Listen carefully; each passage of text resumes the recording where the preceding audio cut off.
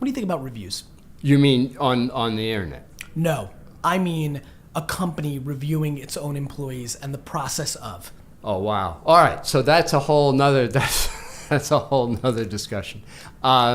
Your quick hot takes on reviews. So quick hot takes Yeah. is honestly, I didn't do what's called 360 reviews because I think that they're bullshit. Yeah. They're bullshit because they're no different than what you were just saying before, which is the humans that are reviewing the humans have their own self-interest in mind in the review. Thank you. Exactly right. This is, honestly, because I'm going to use a lot of this content for LinkedIn, you and I right now, and I'm not kidding, this is how I think about the new world of distribution, could literally right now make a video clip and have an article accompanied by that should completely take over all of LinkedIn. The number one conversation that companies need to start having is reviews. Right. Because it is fundamentally broken at a level that isn't even remotely close to servicing the organization and, more importantly, the people within it. Yep.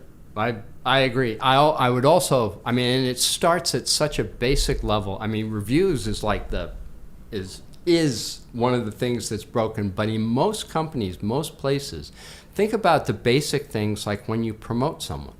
Does anyone explain why this person was promoted so that everybody in the organization goes, oh, I understand why Joe or Jane got that promotion because they did A, B, C, D, and E. And that's what the business is looking for. I love where you're going. Talk to me about A, B, C, and D. In one man's point of view, just yours, how much of that needs to be black and white and how much of that needs to be gray, right? It can be whatever it is. It can be all. That's the DNA of the organization, right? Exactly.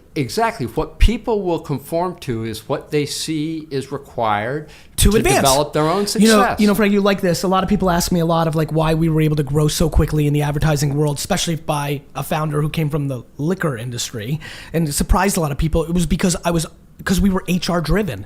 The first 5 to 7 years of this company was you were rewarded if you were an A person and a C executor. Now, I've also now started to change that because what got you there doesn't get you to the next place. But it's super interesting to me that people don't understand.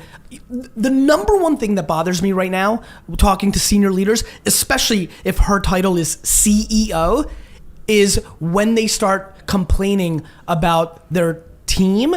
When I tell them, wait a minute, you're creating the incentive. Gary, Frank, when I tell you this happens a million times a year for me. Gary, I agree with you, but my team, I can't get them to spend more on Facebook. I go, Carol, I've got a big idea. Right. If you make their bonus predicated on them having to spend $1 million on Facebook ads per month, miraculously, it's going to happen, Carol. Yep. I had a great activist investor on the Home Depot board. He was one of the best board members.